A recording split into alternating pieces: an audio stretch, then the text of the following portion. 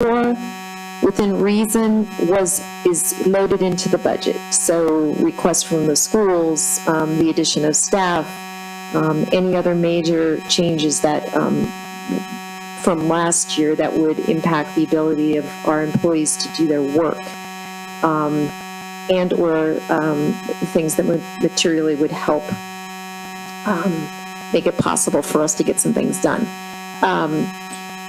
On that budget document, I want to first focus on our revenue. If we can lock these revenue numbers down and really feel comfortable with them, then we can really start looking at, instead of finding new revenue, which maybe it's out there, but right at the moment I'm not putting that on the table. We could start looking at the cuts, if any, that we need to make.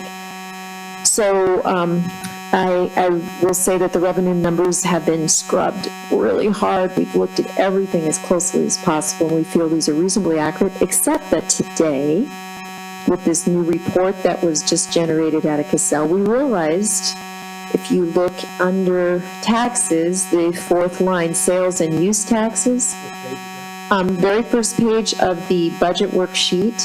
Number 2 on the new copy. The front page, number 2. Page 2. Page 2, under general fund, under taxes, the fourth line down under taxes says sales and use taxes. If you go across to the third column, the 2021 year-to-date actual, and look at the number, we will rejoice because it is very close to $3.5 million in taxes. 2020 actual was just over $3 million. And if you look back to another normal year, 2019, we were at 3.2. So we have gone up 200,000, and I will say most of that is due to AML and their remote sales tax program, which we voted to participate in last year. We're bringing in over $200,000 this year, and the numbers keep going up. So with all the folks doing online purchases, we are having the opportunity now through the AML program to capture the sales tax, which we never were able to do before, and it's really made a difference in our revenue there.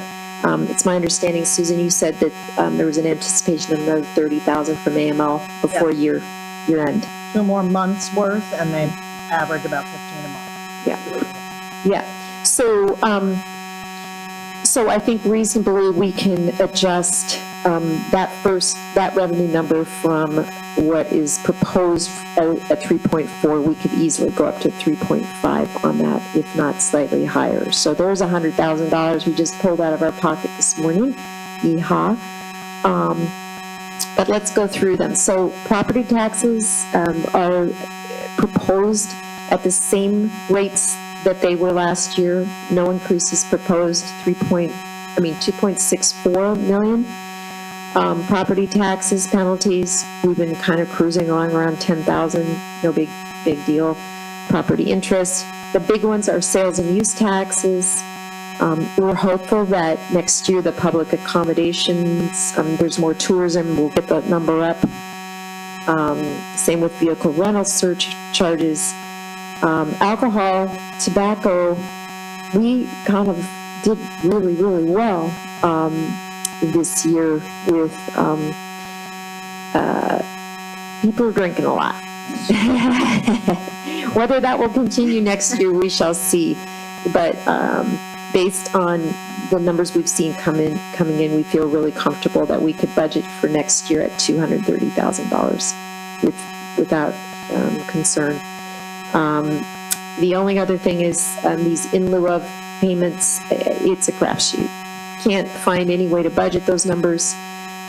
So we took a rolling average and kind of plugged that in. So where we are with our general taxes is up about $400,000 from 2020 actuals. Licenses, permits, there's no other big numbers. I will say that based on our last budget conversation, the raw fish tax, we did go ahead and take the running average of the last 4 years and plug that in based on a number of about 1.4 million we're expecting for next year. So the budget plug there is $1.17 million. and any balance that comes in would get put into a fund that would be used to stabilize or equalize those bad years that we have every other year. We do have CARES funding in the budget for next year. It's actually called ARPA, the American Rescue Plan money. That is a confirmed number. And that's for 2 years? That's the 1 year allocation, and there'll be the same amount for the following year. So it's a 2-year allocation of 1 point some odd $1 million, and we've split it in half. So next year we're expecting the 572. But you shouldn't expect that in 3 years. No, we will not expect it in 3 years. So again, we've got some money here that we can stabilize things, but if we're making commitments that extend beyond 2 years, we will have to find a revenue plug for that 572. Revenue sharing, roads, all that sort of stuff, unknown, force receipts, those are our expectations of the numbers. Has that been authorized for the next year? Not yet, but we've been led to believe, we've been in contact with the congressional delegation, and it's believed that will continue to be funding, especially with all the money, federal money that's getting pumped out. So leases and rents, they're all stable. We're not proposing any increases. We have long-term leases with folks. Law enforcement, the same thing. Next page, DMV, again, we have a state contract. It's a fixed amount, and what we're doing now is trying to make sure that the revenue that we get through the contract covers the cost of DMV, and I can say it does at the moment. Planning, we have some modest amounts. Recreation, this is an area that I think you heard from our parks. Duncan, I'm sorry, I was so brain dead. Our Parks and Rec director, that he is going to be building these numbers, but these are rather conservative estimates at this point in time. Pool the same, sale of property, interfund transfers in, and then other revenue. I heard Tom mention around investment earnings. What we currently do and are authorized to do is to pull money out of the permanent fund earnings to be used to cover operating expenses. We don't yet have a policy. I've reached out to our broker, and we're going to get some information for you all about how to inflation-proof rather than taking a 100% draw of any investment earnings. This is not a 100% draw of the earnings. It's just a number that seems reasonable to bring in. We can talk about that more. In the past, that's rolled over into the permanent fund, correct? No, we've been spending it, and I'll show you how that's looking. So the totality of and then the state debt reimbursement, we have confirmed. The governor mentioned 50%, but we are confirmed that school bond debt reimbursement will be at 42%, and that equates to $378,000.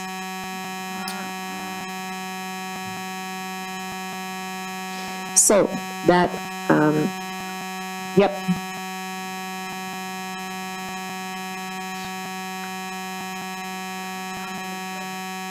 Yes, go ahead, Councilman Sherman.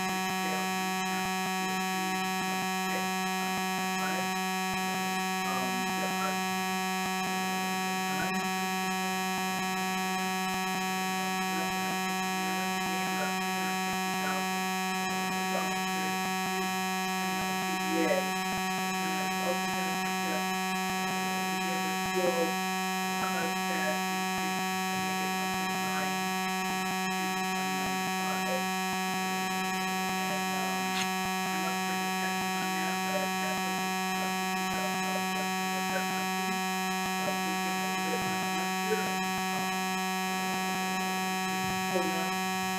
And I think the next step for me is I get to before I start doing budget.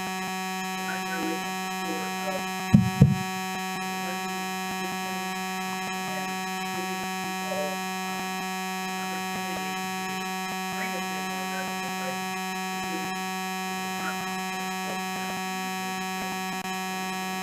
So I'm just throwing that out there. Kathy, could you repeat? You said 2.8 for property taxes, 3.6, did you say, for sales and use?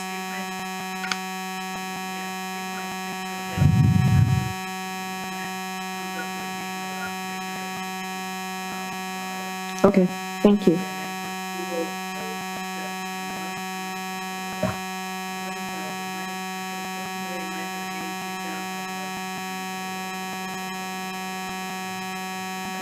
Thank you. All right, so, I mean, my rationale, okay. Does anyone else, I think I had, revenue, the property taxes, it's really up to you guys, on that. And the sales and use taxes, I mean, we're at 3.4 right now, almost 3.5 right now. So a 3.6 is certainly within reason. If everyone's comfortable with that, I'll go ahead and put that plug in the budget. I got my computer here so I can give totals. Well, she's talking, so the suggestion was up the mill rate by 2.8? Mm, No, to make that To raise that number to be 2 be million. less than a mill. Okay, you got me lost there, thanks. and Susan can maybe speak to the mill rate where we're at now. Well, sure, it's 11.06 this year. The total assessed value this year was about 238 million. We didn't do much between 2020 and 2021, and it only went up a few $100,000. So if we don't do much for changes, but there have been some new construction this year, so I would anticipate it might go up to 239, maybe 240 as the total assessed value. So mill rate, of course, won't get set until June. But if you guess that 238,000 you get for each mill. So I think she was looking at less than 200,000 of an increase. So it would be less than a mill. But those exact numbers aren't going to happen until June after we go through the assessment notices, appeal period, Board of Equalization.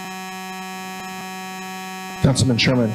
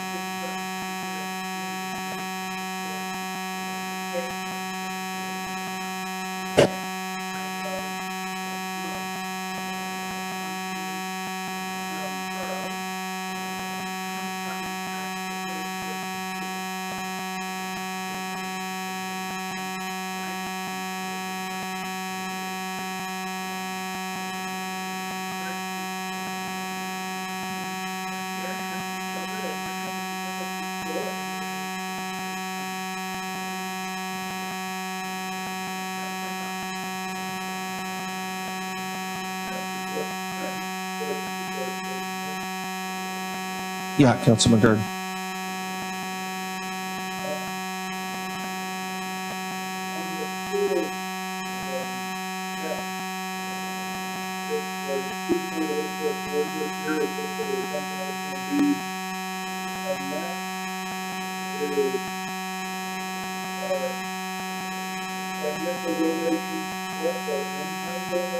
Correct.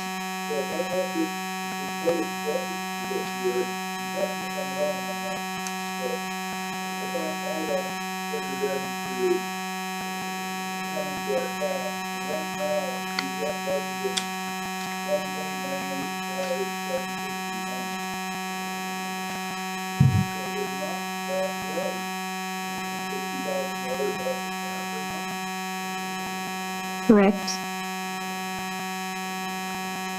So the in-kind, the in,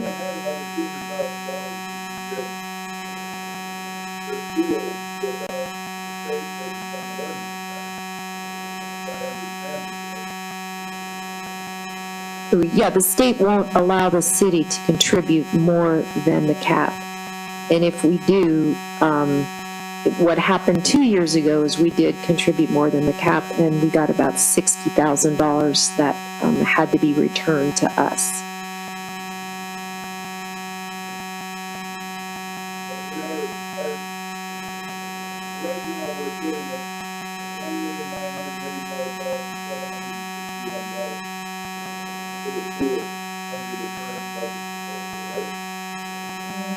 It's What does that equal? 1.299 plus 7. We've already committed January through June, 1.299.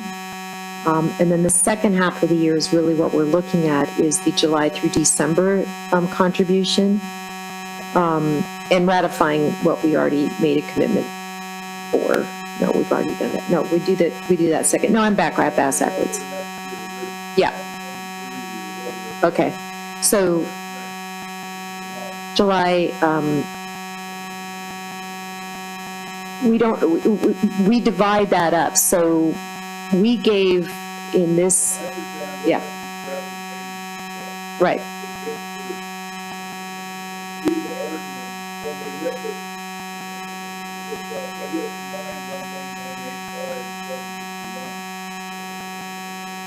I agree. He's adding the 4 top numbers. The Okay, 2 got school it. transfers and the 2 in-kinds. Okay. And that does come to 1985761.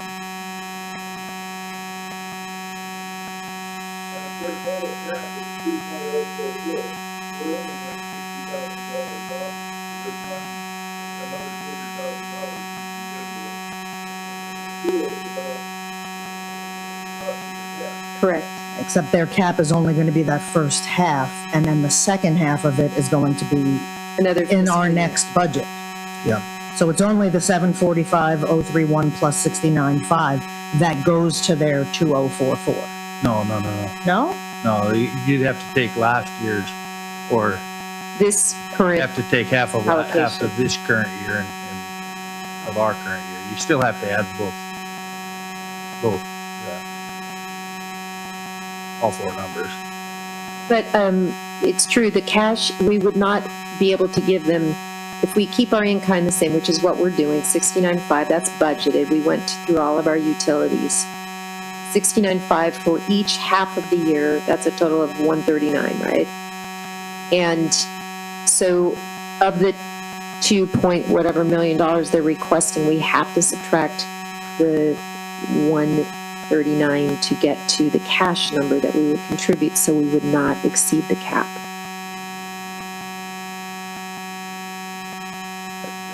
I get, Yes. Yep. Councilman Ellison? yeah, just in general on that school thing, I would prefer to keep it the same.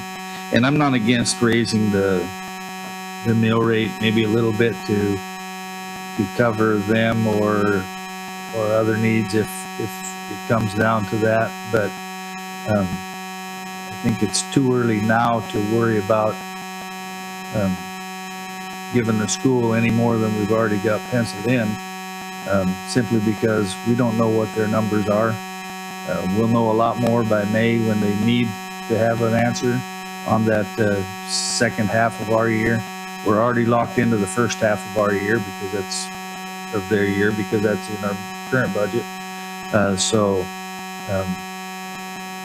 I just think it's too early to worry about the schools too much, other than what we're already got penciled in. So I think, we decide the mill rate in June. Certainly by then we will have more information. And typically we've gone back, well, I can't say typically, in the 14 years that I've been here, maybe 4 times it's been done one way and 8 times another way. Whether or not we stick to what we budgeted when we decide on the mill rate, because things happen over 5 or 6 months when you've got a $10 or $12 million budget. So things can change. There's a lot of money floating around in the government right now, and it's hard to tell what it's going to be then. So I'd prefer to leave the school alone for now. I think the sales tax probably, I could go with whatever's reasonable there. The price of things is up. So obviously our 6% of whatever it is going to be up. My truck fuel, I know I'm contributing probably a $20 bill every time I fill up towards the taxes on that. So anyway, that's my thought on the school issue and the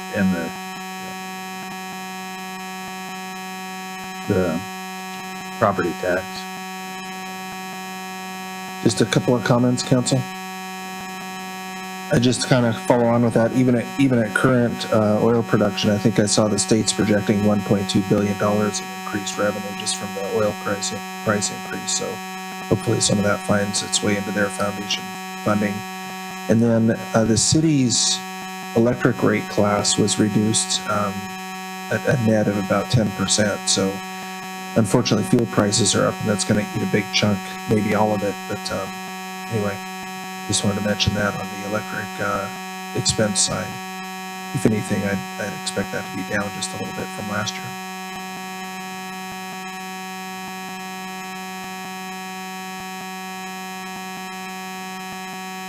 Okay, I guess I would just entertain any questions you guys have around the budget at this point in time. The big things I wanted to really look at focusing on was the revenue numbers, which we've discussed, and I'm incorporating those changes that were recommended. I did put in my notes that we are not going to have a state lobbyist next year. John Bittney is taking a year off, maybe more, and he won't be available for city. And when he and I were having the conversation, he just said, you guys don't have anything now that you've gotten the money you need for Harbor to be focused on. And generally speaking, he thinks that if we have specific things that need to be done, that's when we engage a lobbyist. So that's not budgeted this year. I did list the positions that have been added. I did want to make a correction. I wrote down 2 full-time fire EMS. For next year's budget, there's been 1 additional position added, not 2. So I want to clarify that.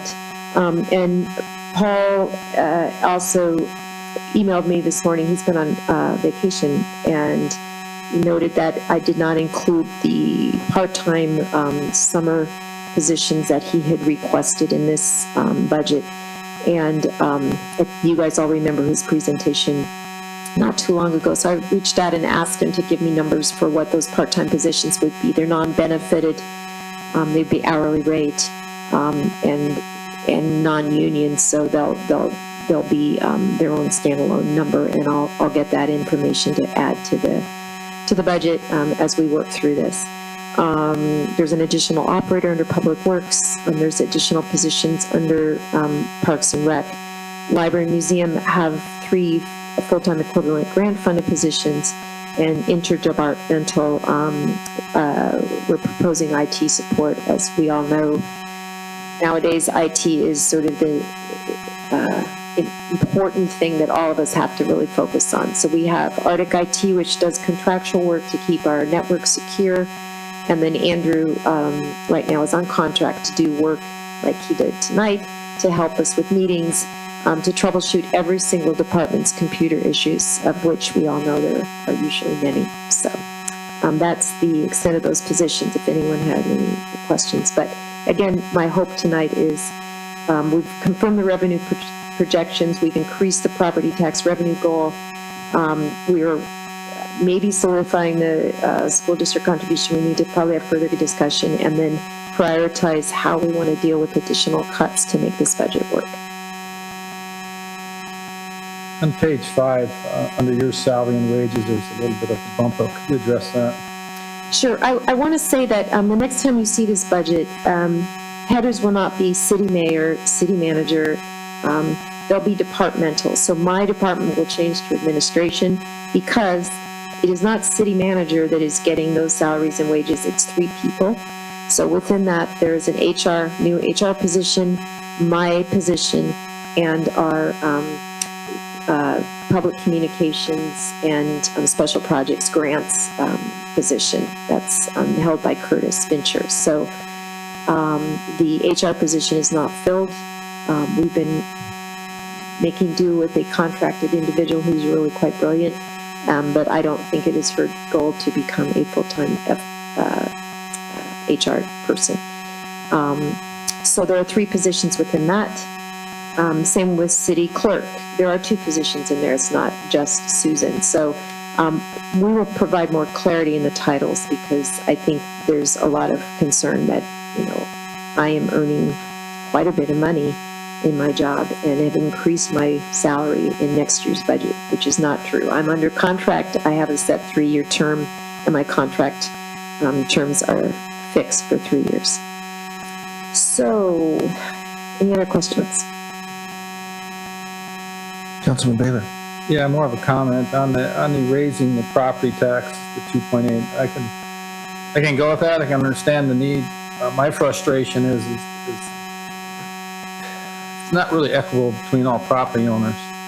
We haven't done a very good job assessing these properties. A couple of years ago, I sat on this as a board of adjustment, and the person came in and complained, and I saw a house that I sold 20 years ago, and that's what it was assessed at. Something's not right there. So some people are getting assessed $300,000, $400,000, and this house of equal value is getting assessed at $250,000. We're missing things, so that needs to clear up so everybody's equal. We're also going to be we're getting that $572,000 there for 2 years. But what are you going to do in 2 years? So I think we need to, at one point there was a gas tax, put out there, tax on gas, and to raise some money. I like the tax because it hits everybody, not just property owners, people that come in.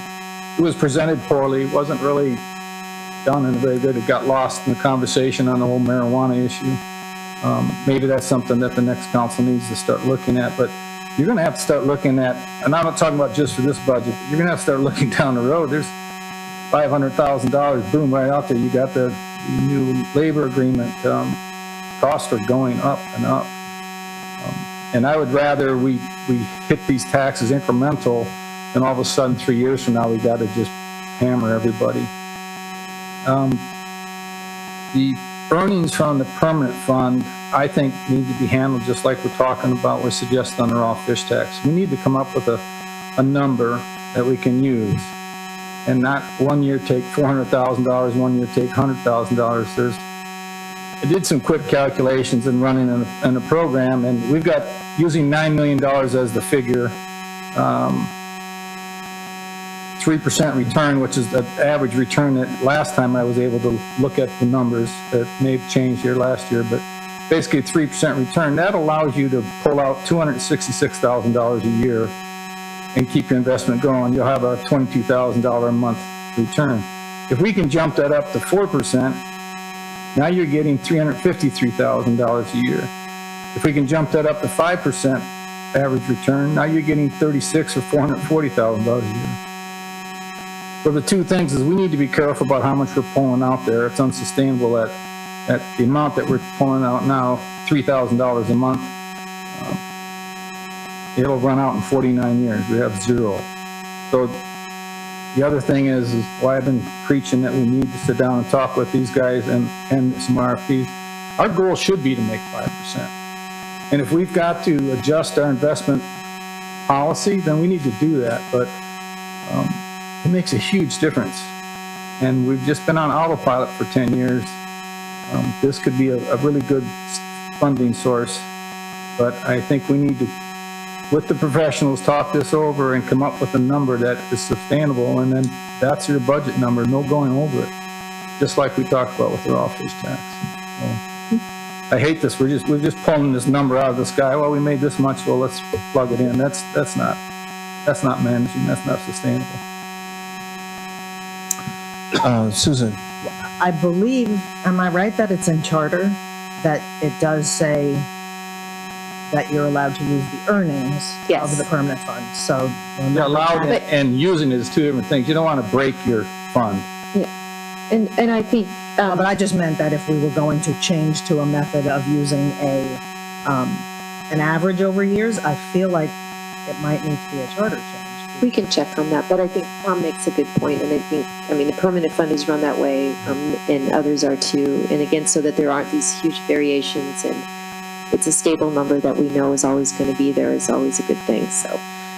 It works if you pull out 250,000 on a year where you make 400, but then when you try to pull out 250 on a year when you make minus 100. Yeah. Yeah, which was not 2 years ago, yeah. And we can, speaking with the policy, I think, when you're in your 20s and 30s, 40s, you can invest aggressively. When you get in your 60s and 70s, you got to peel it back, because if you have a 10, 20% market correction, you don't have the time, if you're depending on that money for your bills, you don't have time to make it up. The city, hopefully this goes on forever. So we're somewhere in the middle there. We can't be aggressive, but we shouldn't be. I will say, and unfortunately, no broker will allow cities to be anything other than really conservative. I've checked with folks and said, Really? okay, what are we allowed to do? And they're like, nope, because it's the city's money, it's the people's money, and you don't get to play with it. And you have to be conservative, and there's established norms. So whether we went with AML, they have there's an investment pool with an AML. They're the same as our guys are, and the same as others are. And as I mentioned before, I shared with you some information I'd received from a fund manager that deals with large value private holdings, and they said the same thing. It's like, you will not find a broker, and if you do, they're not reputable, because with city governments and any government entity, you cannot expect to do any better than what the permanent fund is doing right now, and that's on the extreme. But I agree we should do that, and I agree we should, check things out, but I don't think we're going to find a whole lot of, I think where we need to be is with getting someone that provides really good service to city and provides good information and good guidance. So I'll make sure. I know it's been mentioned, and I apologize that I haven't stepped this up on the plate. It's been a little full, so. But I'll put that as a priority, so thank you. Well, my last comment is the last manager said to me, he said, well, we don't really have that much money. We're just small potatoes. I'm like, what are you talking about? Yeah. I think most people would, They'd be happy to get that account. Is that you, Councilman Gard? Yeah, I know this is kind of an odd question idea, but we're going to approach the permanent fund, and being that they manage our money for us, but and kind of having to do the job to the market value, I think they'll go with 4.5% is what they're doing to the state out of the permanent fund now. yeah, they won't do private. Yeah, it would be awesome if they would, but they only will work with state funds, and not anything outside of the state. But I think there are others who do their best to try to invest similarly, and we just need to tap into the right ones. So.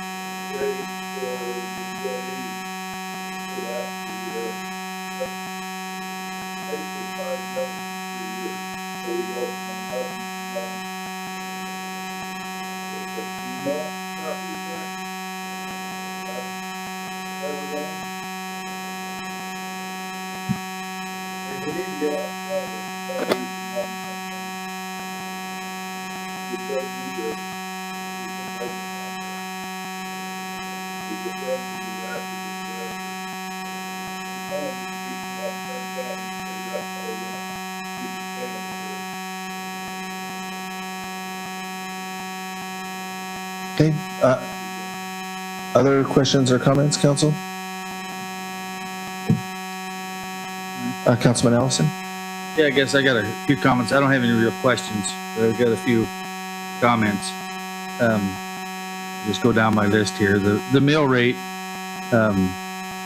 for the right purposes, I think we might ought to consider, getting to a mill rate average. We talked about it in one of the previous years about, so that mill rate doesn't fluctuate, so we don't have a 9 one year and then a 12 the next and then a 15 the next and then a 7 the next, based on, some other money coming in somehow. So, if the money is needed for the schools, for a preschool program, for whatever, when it all comes down to it, I'm not against adjusting that mill rate a little bit. Fish tax average, I can go along with that, but I think that, and I know it's been said that we'll set up a fund to take up that extra and pull from that extra for the next budget year, but I think we need to put that in the budget. If we're expecting 1.4, we're budgeting 1.1, let's put that other 0.3, put that other 300,000 into an expense category. Yeah, we've got one, we're just fixing So the that's cell. fair, because Yep, what I can Yep. see happening is Yep. September and the raw fish tax comes in at 1.4 and 3 council members and 1 mayor have changed between now and then. So people don't remember what went on. I can just see that, we've got 300,000 more to spend if it's not in the budget somewhere. So anyway, that's my thought on the fish tax thing. Leases, this is probably a discussion for a council at some time. We've talked about it briefly at times and maybe talked about talking about it, but I don't know if it's policy or in code or the charter somewhere where people that buy a property, that purchase goes into the permanent fund. Is what I don't know if that was a policy or if that's in code somewhere. I don't know. That's what typically had happened in the past. But then we started doing these leases with purchase with 7 years of lease payments going towards your purchase price. And my point is, I guess we're spending all the lease money here. And then when it's sold and all of those lease payments go towards the purchase price, we don't get any money in our permanent fund for that purchase. And that can be okay, but it's something that I think we need to set in stone somewhere.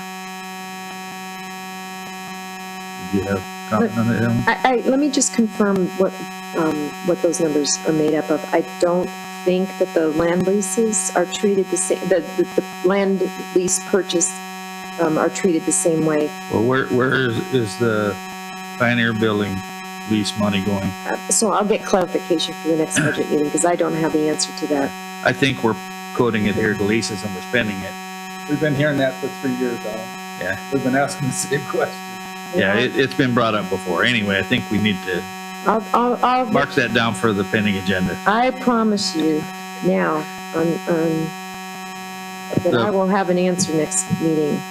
The permanent fund earnings, I'd like a more detailed description of that too, because you said earlier, Helen, that we've been spending the permanent fund earnings but it's only been budgeted at So what 1,000 in the thing, and we made a whole lot more than that last year. So what we are allowed to do is to take, when the audit comes in, which we don't yet have for 2020, we can take the investment earnings and apply it to the following year's budget. I know we can. Right. I don't think we've done it in the past, because otherwise the permanent fund would not have been growing.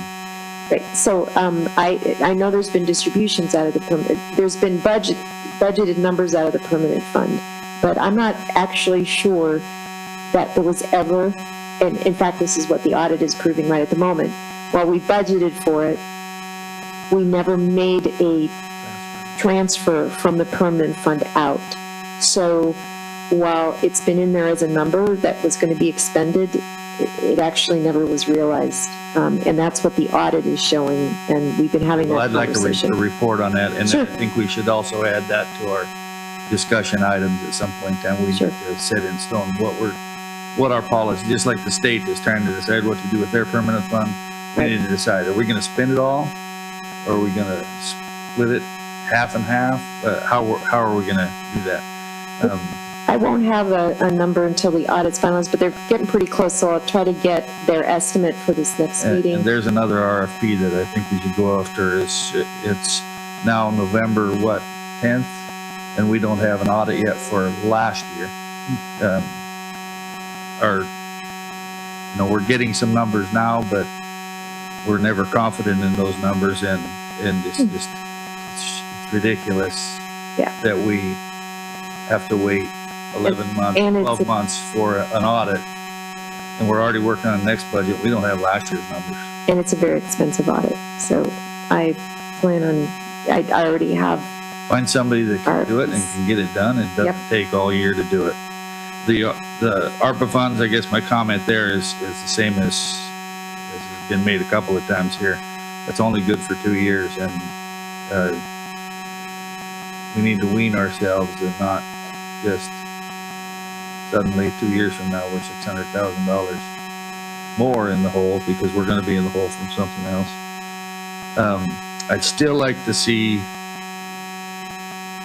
the capital fund balances for the different enterprise funds, I guess is what I want to call it. The Harbor Enterprise Fund has, and I want to know where that's at. Harbor has what, $1.6 million in it. Where is that money? From my understanding is, from past discussions, is that's more than likely that 1.6 million is in the sweep account, which isn't making any money for the harbor. The enterprise funds are all getting screwed, for lack of a better term, on any interest earnings from their capital funds. The fire department ambulance fund, where is that money at? What is that balance? Where is that money? Is that in a CD somewhere? Is that part of the CT from the permanent fund? Is that just in the sweep account doing nothing for us? We need, if I know we need is that amount in the sweep account an appropriate amount? Do we need $5 million to sweep every night to cover our accounts, or is 500,000 good enough? What's the biggest check? What's the total amount of checks we write in a day? The biggest one. I don't think we ever write $5 million in checks in one day. So anyway, those are some thoughts. Those are what we were going to have the investment committee look into, those kind of things. And I'm not sure where that's at either. But anyway, we have never, in my time on the council, ever gotten a list of funds and where that money is located. And we need to see that.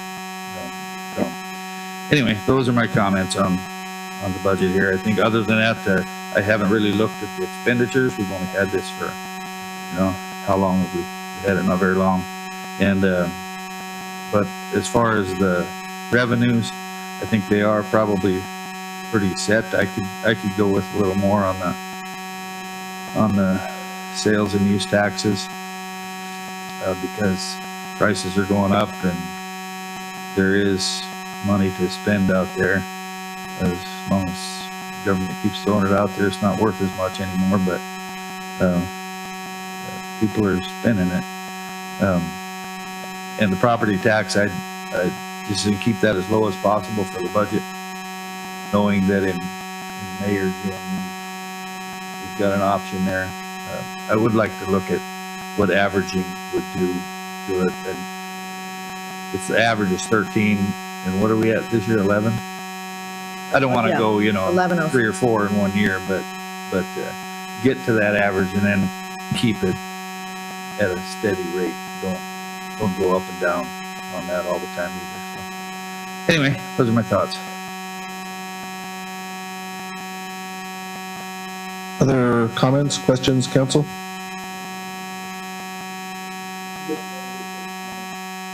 Councilman Guard. One thing we worked on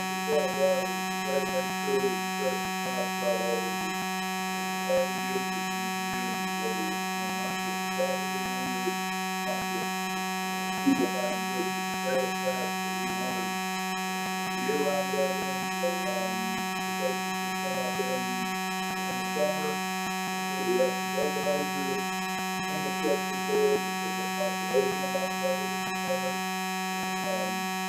So I'd be interested in not only, a raise in the property tax we want to, but also a raise in the sales tax and the use taxes, mass, so the rest of the community across the board. All folks that use those services. Exactly. That's back to the fuel tax comment Councilman Baylor made earlier. Councilman Allison.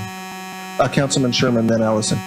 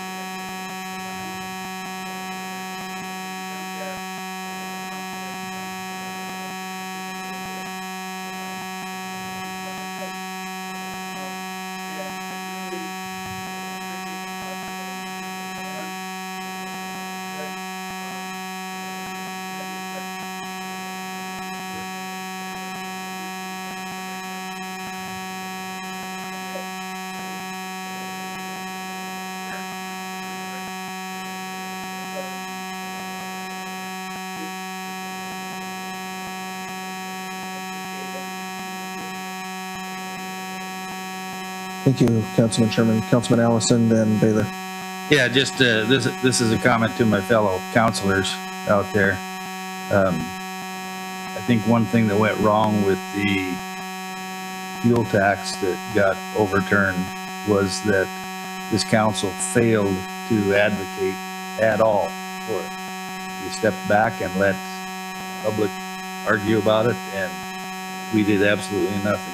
If we believe in something enough to vote yes and to pass it, and to put it on the ballot, or to pass something, then we should be standing behind that and adamantly advocating for that. If we want to raise do the fuel tax again, and whether the same method or whether we do there was another way to do it as a over the dock Wharfage. Oh, yeah, Wharfage. Yeah. to do it that way so that it hits the nonprofits as well and everything. Maybe there's a different way to do that might be more palatable, but I agree with spreading it out to everybody as much as possible, and but we need to advocate for it. If somebody puts it on the ballot to strike it down, then we need to support it, and we did not do that the last time. We just sat back and did nothing. So I most likely won't be on there when anything gets put on the ballot again. I won't be on this council, but I certainly hope that whoever the councilors are at the time will advocate for, if you want to vote yes for it here at the table and make it an ordinance or make it part of code, then you certainly should be willing to advocate for it as well out in the public. Yeah, and remind me, Susan, because there was a concern about a legal concern about council speaking to ballot items, but I think we got an opinion that we could Correct. do that. We can. Absolutely. And so that was part of the reason we didn't happen, because we're kind of waiting for that. Councilman Baylor. Yeah, I agree with what Dave said. Not only that, there was the council name on that petition put up to vote or cancel it. If there's interest in this fuel tax thing, I would also recommend that we sit down and have a discussion with the manager of Shoreside Petroleum and get his thoughts on what would be a workable plan. Let's just not move forward with something and end up having a big conflict, and that's not going to work, and there may be some better ideas. So that would be a suggestion of mine too, they collect a huge amount of tax in this community, so maybe they got some thoughts of ways they could implement that. Because ironically, that 4 cents at $4 a gallon is like 1%. Yeah. Susan, Well, I was just wondering how serious anybody is about doing this right away, because I don't know that this can get done timely enough for this budget, but I don't know. I mean, I guess we don't need to hear the will of everyone if we really wanted to move on this. I think realistically, we probably don't need that now for a budget plug, but I liked the conversation that was going on around let's being proactive and thinking about and not having everything hit all at once, but let's, identify solutions for longer term budgetary concerns and work with the community to make sure that they can embrace them and understand why we're doing it rather than knee jerk, as one of you said earlier. So, yeah. well, if you want to put it on the ballot and help explain why that revenue is being raised and what it's going to pay for, you've got March, and then you got time to have public hearings. It doesn't have to go on the ballot. That's the thing. Yeah, it doesn't have to, but really, if you implement it by like May 1st, you're going to catch most of your revenue. And go for that. Other comments, questions, council?